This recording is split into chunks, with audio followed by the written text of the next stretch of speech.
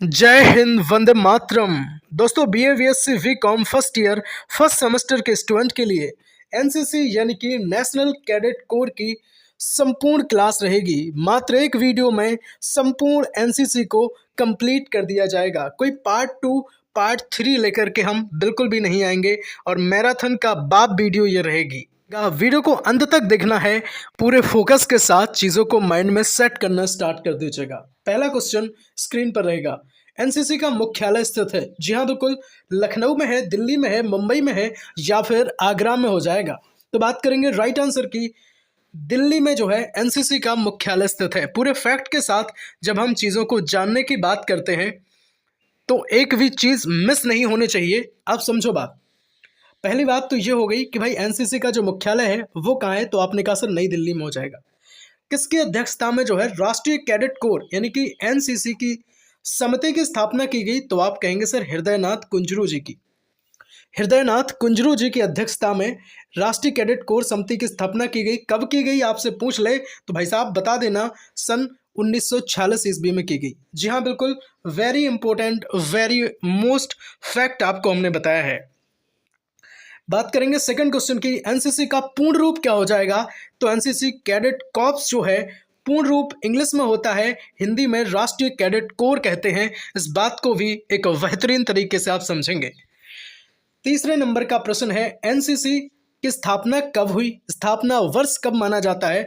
तो 15 जुलाई 1948 को एनसीसी का स्थापना वर्ष माना जाता है। साथ ही में हृदयनाथ कुंजरू साहब का जो नाम है एनसीसी के साथ जुड़ा हुआ है, आप याद रखेंगे। सेकंड क्वेश्चन, एक बेहतरीन अंदाज में आप चीज़ों को कंप्लीट करते हुए चल रहे हैं। उम्मीद करता हूं कि आपको एक बेहतरीन पूरी यूट्यूब पर सबसे दमदार और सरदार कंटेंट मैं देने का जो दावा करता हूं वो शायद दे पाऊं। भारत में वर्तमान में एनसीसी के कितने निदेशालय हैं? तो बात करेंगे 15, 16, 17 या फिर 18। तो भाई साहब 17 निदेशालय जो हैं भारत में वर्तमान में एनसीसी के हो जाएंगे। अच्छा, एक बात और याद रखेंगे, उत्तर प्रदेश में जो एनसीसी के निदेशालय हैं वो कहाँ है? तो भाई साहब उत्तर प्रदेश एनसीसी का निदेशालय लखनऊ में हो जाएगा। वीडियो पसंद आए तो एक बार लाइक आप कर सकते हैं। तीसरे क्वेश्चन की बात करेंगे, एनसीसी में सम्मान एवं पुरस्कार जो है कब प्रारंभ हुआ? तो भाई साहब ये 1984 में देना स्टार्ट हुए थे। सम्मान एवं पुरस्कार की जब बात होती है, अब अगर डेट की बात की है तो यहाँ देखेंगे कुछ फैक्ट्स में। एनसीसी अधिनियम भारतीय संसद में कब पारित हुआ? तो आप कहेंगे सर 1948 ईस्वी में पारित हुआ। एनसीसी में अगर नेवल विंग की हम बात करें तो 1952 में स्थापना हुई। एनसीसी में अगर एयर विंग की स्थापना की बात की जाए तो सर 1950 में हो जाएगी। सर 1950 में हो जाएगी, इस बात को भी आप याद रखेंगे। स्क्रीनशॉट लो भैया या लिख लो, कुछ भी करो, पर एग्जाम में क्वेश्चन आए तो गलत नहीं होना चाहिए मेरे भाई, कुछ भी हो जाए। चलो, चौथा क्वेश्चन आपकी डिस्प्ले पर रहेगा। राष्ट्रीय गीत के रचनाकार हैं बंकिम चंद्र चटर्जी साहब जो हैं राष्ट्रीय गीत के रचनाकार हो जाएंगे। और जल्दी से एक बार कमेंट सेक्शन में बता दो हमारा जो राष्ट्रीय गान है जन गण मन अधिनायक, इसके रचयिता कौन है ना? जल्दी से कमेंट सेक्शन में एक बार बताओ सब, और जय हिंद वंदे मातरम जरूर लिख देना। 5 नंबर का प्रश्न आपकी डिस्प्ले पे, विश्राम की अवस्था में दोनों एड़ियों में अंतर कितना रखते हैं? तो अगर विश्राम की अवस्था की बात की जाए और दोनों एड़ियों का अंतर आपसे पूछ ले तो आप कहेंगे सर 6 इंच का रखते हैं। कितने का रखते हैं? तो आप कहेंगे सर 6 इंच का जो है अंतर रखा जाता है। चलो, यहाँ से 2 प्रश्नों को भी हम देखेंगे। राइफल की कारगर रेंज आपसे पूछ ले तो आप कहेंगे सर 25 गज की यहाँ पे बात होती है। 25 गज तक जो है राइफल की एक बेहतरीन कारगर रेंज मानी जाती है। एलएमजी की बात करेंगे तो जो मैगजीन की क्षमता है 30 राउंड 1 मिनट में निकालती है। ठीक है, शेयर वीडियो को जरूर करना है। आपके बहुत सारे दोस्त परेशान हो रहे होंगे, है ना? किसी को भी परेशान नहीं होने देना है, आप सब फैमिली हो। ठीक है, सब्सक्राइब करके आप हमसे जुड़ सकते हैं और बिल्कुल टेंशन फ्री हो सकते हैं अपने BA-BSc VCom से। आप सबके लिए, आप सबके हित में हर वो क्लास बनाने की मैं कोशिश करता हूं जो आपके एग्ज़ाम के पॉइंट ऑफ व्यू से वेरी इंपॉर्टेंट रोल प्ले करे। 6 नंबर का प्रश्न रहेगा, स्वस्थ वयस्क के हृदय में धड़कन 1 मिनट में कितनी होती है? तो मैं कहूँ 1 मिनट में 72 बार जो है धड़कता है हृदय। अच्छा, एक चीज़ की और अगर हम बात करें, भाई बताओ, जो हमारा हृदय है उसमें 2 धड़कनों के बीच में जैसे लपडप की जो आवाज़ आती है ना, उसमें दो धड़कनों के बीच में जो डिफरेंस होता है वो कितने सेकंड का होता है? जल्दी से कमेंट में बताओ अगर किसी को इतनी बात पता है तो, है ना। जल्दी से एक बार कमेंट में बताओ अगर किसी को पता है तो। चलो अब एक बात और सुन लो, मानव शरीर में कुल अस्थियां कितनी हैं? तो आप कहेंगे सर हड्डियों की बात करें तो सर 206 हो जाएंगी।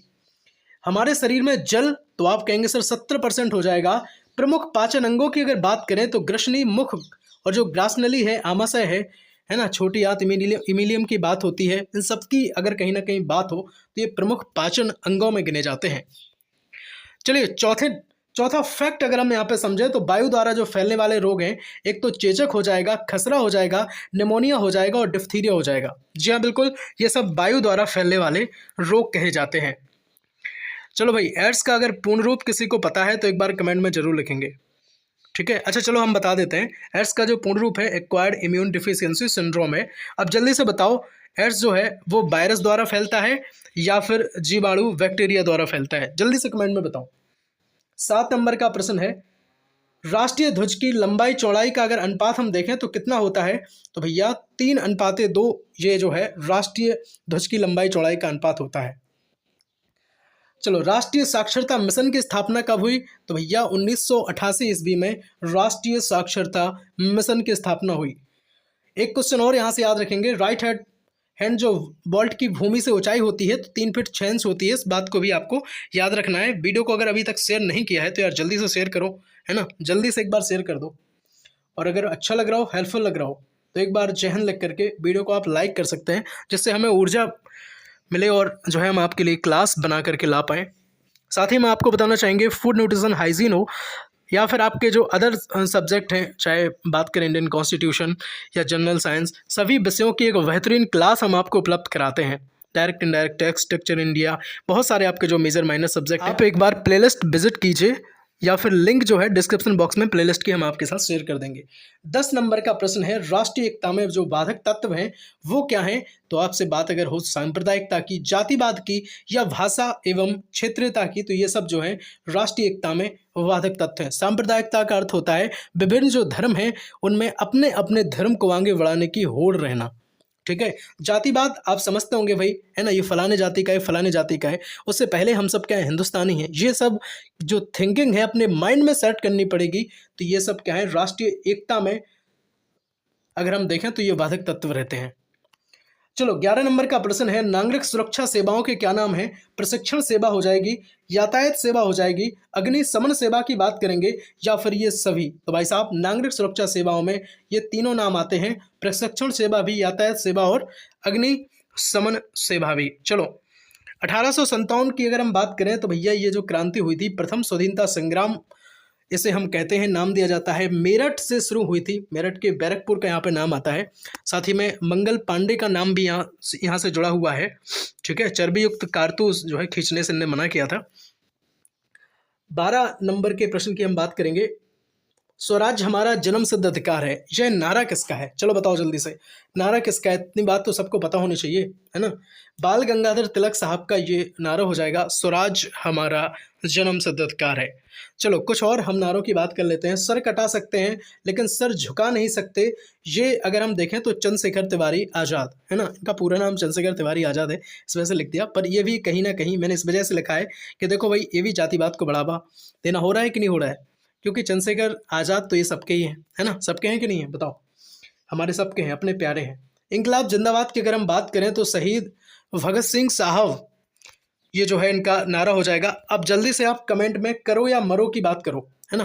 करो या मरो का अर्थ हुआ, जल्दी से बताओ करो या मरो किसका नारा है, किसने नारे दिया? एक बार आप कमेंट में लिखेंगे, हमें पता भी तो चले आप सब पढ़ते हैं या नहीं पढ़ते हैं। 13 नंबर के प्रश्न की बात करेंगे, तेज चल क्विक मार्च में कितने कदम प्रति मिनट रखे जाते हैं? तो 120 कदम प्रति मिनट की अगर हम बात करें तो क्विक मार्च में रखे जाते हैं। क्विक मार्च होता है बहुत तेज़ी से चलना, इसमें 120 कदम रखे जाते हैं भाई।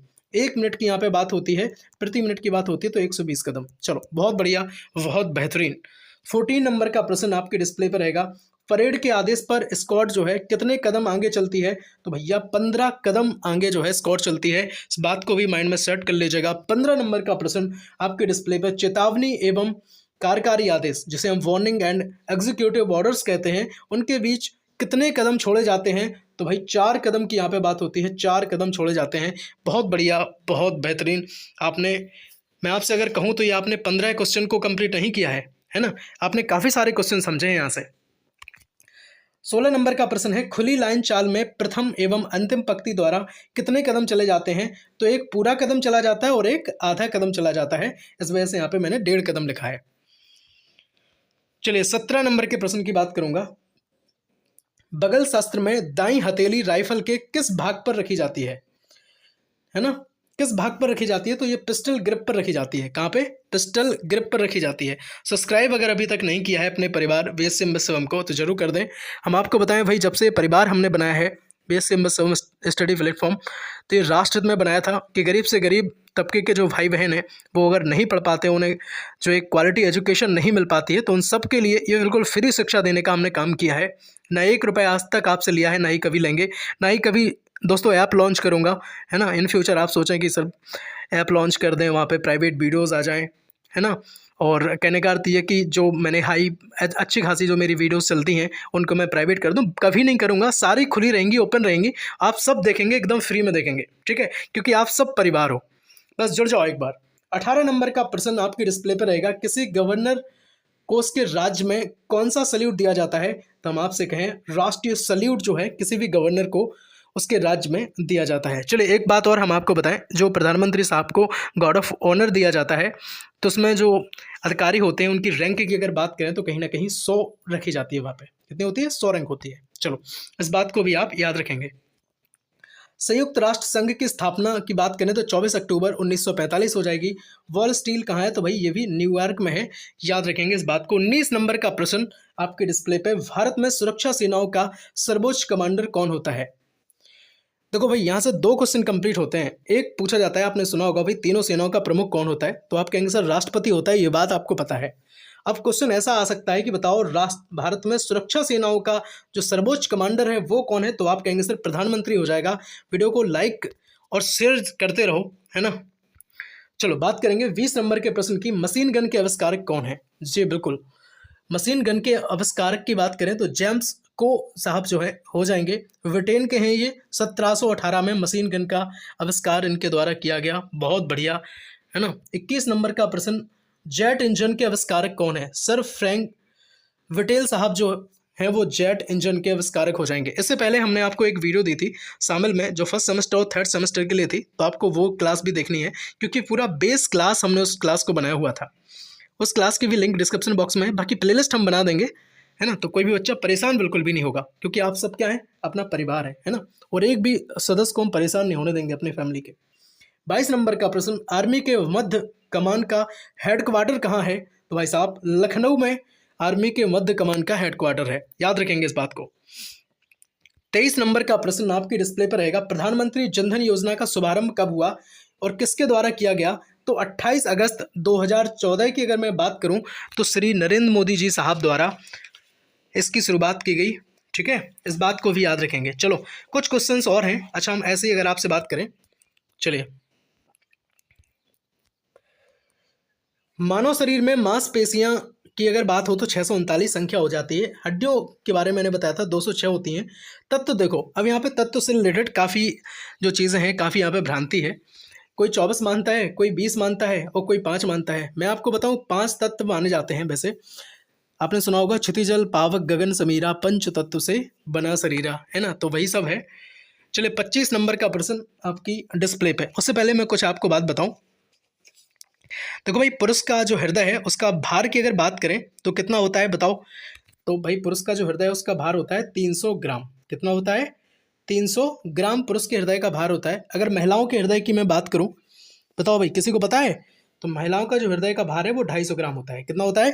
250 ग्राम होता है। इस बात को याद रखेंगे। अच्छा, पुरुष के मस्तिष्क का भार कितना होता है जल्दी बताओ, है ना? तो 1380 ग्राम होता है। कितना होता है भाई? 1380 ग्राम होता है। महिला के मस्तिष्क की बात अगर आपसे कोई पूछ ले तो 1250 ग्राम होता है। इस बात को याद रखेंगे, ठीक है? इस बात को आप याद रखेंगे। अच्छा, मर्चेंट नेवी में देश की प्रथम जो महिला इंजीनियर बनी थी उसका नाम अगर कोई बता पाए कमेंट में, है ना? बता सकते हो क्या? चलो सोनाली बनर्जी जी जो हैं वो बनी थी। इस बात को भी अपने माइंड में सेट कर लीजिएगा। चलिए बात करते हैं 25 नंबर के प्रश्न की। आपके डिस्प्ले पे है, विटामिन डी के खोजकर्ता फ्रेडरिक हॉपकिंस माने जाते हैं। विटामिन नाम की जो खोज है 1912 में फंक साहब द्वारा की गई। ये नाम की खोज कई लोग ऐसे हैं विटामिन की खोज से भी फंक को जोड़ते हैं। बेसिकली हम देखें तो फ्रेडरिक हॉपकिंस ही जोड़े जाते हैं, लेकिन अब जो है क्वेश्चन चलन में है 1912 फंक ही चलन में है। चलिए विटामिन की अगर बात करें तो ए डी ई के बी सी ये सब क्या है, विटामिन होते हैं इतने प्रकार के। बाकी दो टाइप में हम देखते हैं, एक तो जल में घुलनशील और बसा में घुलनशील। जल में घुलनशील अगर देखें तो BOC हो जाते हैं, बसा में घुलनशील की बात करें तो ADE के हो जाते हैं। खट्टे फलों में विटामिन C जो है वो पाई जाती है, इस बात को याद रखेंगे। अच्छा, दूध में कौन सी विटामिन नहीं पाई जाती है, क्या कमेंट में बता सकते हो आप? बताओ जल्दी, कमेंट में बता सकते हो तो बताओ जल्दी से। अच्छा, एक बात और बताओ, खोपड़ी में हड्डियों की संख्या कितनी होती है? क्या 28 होती है? बताओ जल्दी से, क्या 28 होती है? कमेंट में एक बार बताओ। निरंतर तेजी से 26 नंबर का प्रश्न है, निरंतर तेजी से बड़ी संख्या में फायर करना क्या कहलाता है? तो आप कहेंगे सर इसे रैपिड फायर करते हैं। क्या कहते हैं भाई? रैपिड फायर कहते हैं। 27 नंबर का प्रश्न है, हीट रॉकेट लॉन्चर की चलती हुई लक्ष्य पर जो कारगर रेंज है तो वो कितनी है? तो आप कहेंगे सर 400 मीटर हो जाएगी। कितनी हो जाएगी भाई? 400 मीटर हो जाएगी। अच्छा, एक बात और याद रखेंगे, जो 7.62 mm SLR की बात होती है, किसकी बात होती है? SLR की बात होती है ना। तो इसके बैरल में कितने खांचे होते हैं आपसे अगर कोई पूछ ले ऐसे ही, तो आप कहना 16 खांचे होते हैं। और अगर मैगजीन की क्षमता राउंड आपसे पूछे तो आप कहना 20 पर मिनट होती है। ठीक, चलो बहुत बढ़िया, बहुत बेहतरीन। सब्सक्राइब अभी तक अगर नहीं किया है तो जल्दी कर दो। फूड न्यूट्रिशन हाइजीन की भी बहुत सारी क्लासेस हैं। मात्र एक वीडियो में संपूर्ण फूड न्यूट्रिशन को भी हमने कंप्लीट किया था। ये जो थंबनेल आप देख रहे हैं, मात्र एक क्लास का थंबनेल देख रहे हैं, बाकी बहुत सारी क्लासेस हमने आपके लिए डिज़ाइन करी हैं, ज़रूर देखें। काफ़ी सारे क्वेश्चन आपने इस वीडियो में कंप्लीट किए हैं। ऐसा नहीं है कि केवल 26-27 क्वेश्चन ही पढ़े हैं, आपने काफ़ी सारी श्रृंखला में क्वेश्चन कंप्लीट कर लिए हैं। मैं बात करूँ, हो सकता है 100+ भी निकल गए होंगे। चलिए बात करेंगे सेल्समैनशिप। ये जितने भी आपके सब्जेक्ट हैं, चाहे NCC की बात करें या जितने भी माइनर मेजर हैं, ठीक है, सबको एक बेहतरीन अंदाज में हम पढ़ाते हैं आपके लिए। आप सब्सक्राइब करके मेरा परिवार बन सकते हो, अपनी फैमिली बन सकते हो VSC MBA Shivam study platform की। वीडियो अगर अच्छी लगी हो तो एक बार लाइक करके मेरा मोटिवेशन बढ़ा दो, है ना। हमें भी अच्छा लगे कि आपने लाइक किया है, आपको चीज़ें पसंद आई हैं, या फिर जो मैं काम कर रहा हूँ वो आप सबके लिए हेल्पफुल हो रहा है। आपकी डिमांड पर हम क्लास लाने की कोशिश करते हैं। मैराथन क्लास चाहिए, जिस भी सब्जेक्ट की चाहिए तो आप एक बार कमेंट में बताओ। मिलते हैं अगली वीडियो में, तब तक के लिए जय हिंद, वंदे मातरम। खूब बहुत सारी मंगल कामनाएं, शुभकामनाएं। आप सब स्वस्थ रहें, मस्त रहें, पूरी तरीके से अपनी पढ़ाई में व्यस्त रहें। हर हर महादेव, वंदे मातरम।